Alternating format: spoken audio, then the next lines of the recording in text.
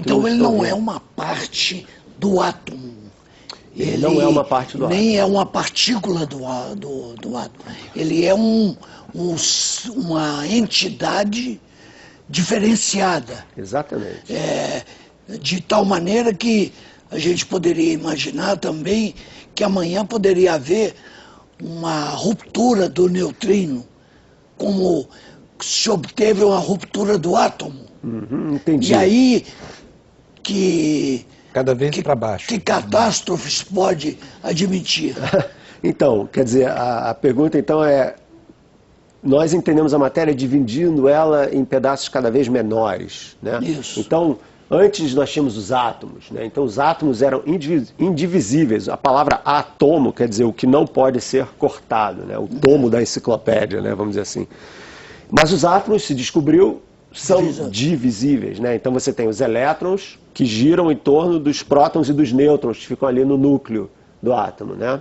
Então um átomo normal é formado de elétrons, prótons e nêutrons.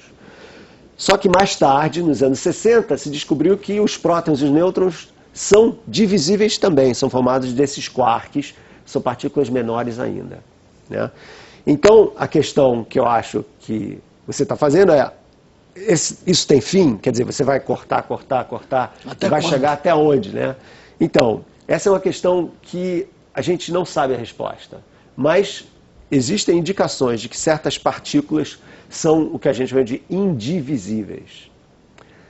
Porém, e aí é uma coisa um pouquinho mais complicada e muito importante, que é a seguinte, que em ciência a gente não pode afirmar nada com certeza absoluta. A ciência não funciona com verdades finais. Você tem o que a gente conhece hoje, é o que a gente pode medir do mundo hoje.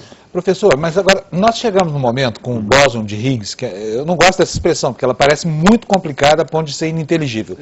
Mas nós não chegamos num momento em que é isso que explica o que faz uma forma pura de energia, no caso o fóton, ser aprisionado por um campo e se transformar e ganhar massa. Não é isso? Não é a fronteira entre a energia e a massa? Então, mas não seria, o professor não gostaria de completar o que estava falando sobre a divisão dessas partículas? Então, ainda... tudo essa divisão das partículas, quanto menor os pedacinhos de matéria, ou seja, quanto mais profundo você quiser penetrar no coração da matéria, mais energia você precisa. Que nem a laranja. Se eu jogar a laranja devagarzinho na parede, ela vai bater na parede e não vai acontecer nada. Se eu jogar com mais força, ela vai rasgar, você vai ver. Se eu jogar com muita força, ela vai se arrebentar. Então, quanto mais força, se você jogar com muita força mesmo, você pode até quebrar a semente e ver que tem coisa dentro da semente. Isso é energia, a energia do impacto. Para isso, quanto maior a energia, mais tecnologia você precisa. Então, a história da nossa compreensão da composição da matéria, ou seja, do que o mundo é feito, depende da tecnologia, ou seja, das máquinas que a gente usa para poder entender essa composição. Mas, professor, toda essa evolução, né, da ciência, desde os tempos de Aristóteles, na verdade não nos respondeu três questões básicas, né? Primeira é a origem do universo, nós continuamos sem saber. Segunda, a origem da vida, continuamos sem saber. E terceiro, o que é que nos faz produzir ciência, o que nos faz pensar. Quer dizer, nós continuamos no mesmo lugar, nesses três sentidos. Eu acho que no mesmo lugar é um pouquinho forçado pessimista demais. Não, acho que a gente fez... A gente progrediu imensamente nessas três questões, né? Mas que continuam sem resposta. Mas isso é bom.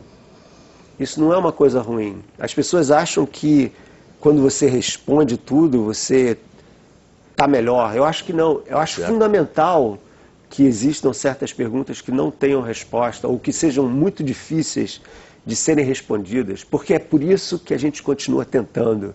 A ciência precisa dessa inquietação, desse não saber, né? Sem o conforto de poder citar Deus, né? Porque antes Deus resolvia esses problemas. Agora... exatamente. Quer dizer, você tirando uma explicação sobrenatural da equação, dizendo, olha, existem coisas sobre o universo que nós ainda não sabemos. Ótimo, vamos tentar entender, né? O que não significa que a gente vai conseguir entender tudo. Entendeu? Existem limites para o conhecimento humano, que aliás é o assunto do meu próximo livro. Mas na questão do Higgs, que você... Eu coloquei isso porque me parece que nós agora, pelo menos me parece que essa é a expectativa da ciência, que se tenha tangenciado o limite da indivisibilidade, não é isso? Não. Ainda há mais por dividir? A gente não pode saber a resposta disso, no sentido que se daqui a 100 anos eu tiver uma máquina que tem uma energia 10 mil vezes maior do que a máquina hoje em dia na Suíça, é possível que se descubra coisas sobre os neutrinos, voltando aí à sua história, ou sobre o elétron, que hoje a gente acha que é indivíduo, que a gente nem saberia ter previsto hoje. Entendeu? Então, em ciência existe sempre um lugar para a surpresa, para o surpreendente. No caso do Higgs, o Higgs era a peça que faltava no que a gente chama de modelo padrão, o modelo que explica tudo que a gente conhece hoje, com a tecnologia de hoje, sobre a matéria. Né? Então a gente descobriu todas as outras partículas. Tinham que ter elétrons, tinham que ter neutrinos, tinham que ter 6 quarks. Achamos tudo, só falta o Higgs. Qual o papel do Higgs? O Higgs é a partícula, como você mencionou, Fábio, que dá massa às outras partículas. Então o papel do Higgs é explicar por que um elétron é 2 mil vezes mais leve do que um próton. Entendeu? Como é que funciona isso? Por que isso? Né? Então o Higgs tem esse papel. Então não encontrar o Higgs era uma coisa meio embaraçante, porque é uma coisa fundamental, né? Como é que surgiu a hipótese do Higgs? Boa pergunta. Essa é uma maneira... A ideia do Higgs veio de uma outra parte da física, se chama matéria condensada, que é a física que estuda as propriedades dos transistores, dos chips de silicone que a gente usa em computador, quer dizer, que estuda o comportamento da matéria a baixas temperaturas. Essa física da matéria condensada, que é a física aplicada e que tem, sem a menor dúvida, o maior número de físicos trabalhando nessa área, tá? Ela explica o que a gente chama de quebra de simetria. Então eu vou tentar explicar o que quer dizer isso. Então, vamos dizer que a gente tem aqui esse copo d'água, tá?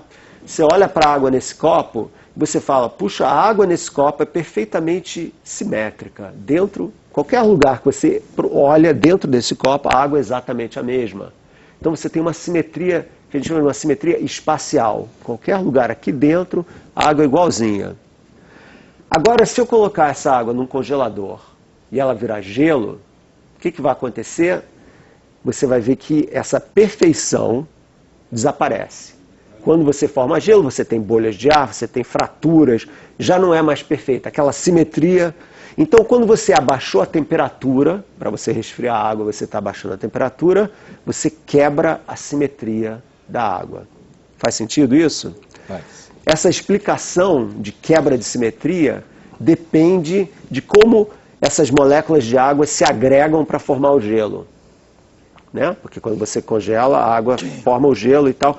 Essa agregação dessas moléculas aí é muito parecida com o tal do bóson de Higgs. Essencialmente, o tal do bóson de Higgs faz a mesma coisa. Ele cria uma espécie de condensação em torno das partículas, dos elétrons, dos quarks, que faz com que seja mais difícil para eles se moverem no espaço. Por exemplo, se você pega uma pérola e joga num copo d'água, ela cai logo. Agora, se você, em vez de ter água aqui, você tem mel, a pérola cai mais devagar. Você aumenta a viscosidade, a fricção. O Higgs é uma espécie de viscosidade da matéria no espaço. Mas isso não é visível. Ele não é visível para a gente. Porque isso é uma suposição, é uma hipótese. Era uma hipótese. Era uma hipótese. Agora parece que a coisa realmente funciona, no sentido que existe pelo universo inteiro um meio invisível, uma espécie de éter.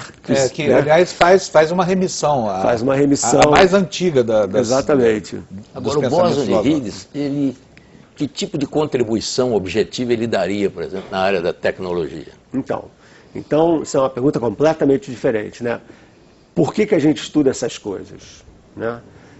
Então tem duas explicações para isso. Uma mais romântica e a outra mais pragmática. Né? Então eu vou começar com a romântica, que é mais interessante. A gente estuda essas coisas porque nós, seres humanos, precisamos sempre aprender cada vez mais sobre a natureza do mundo que nos cerca, porque, de certa forma, é assim que nós aprendemos sobre quem nós somos. Então, essa curiosidade de sempre aprender mais sobre o mundo, mesmo que seja uma coisa abstrata, um buraco negro, uma coisa que não tem nada a ver, vamos dizer, com a nossa vida do dia a dia, tem a ver com a nossa existência, com as nossas origens, com a nossa razão de ser. Então, existe essa inquietude que tem a ver também com por que você escreve um poema, ou por que alguém pinta um quadro, qual é o uso pragmático de um quadro? Nenhum. Mas existe um uso de significado, né?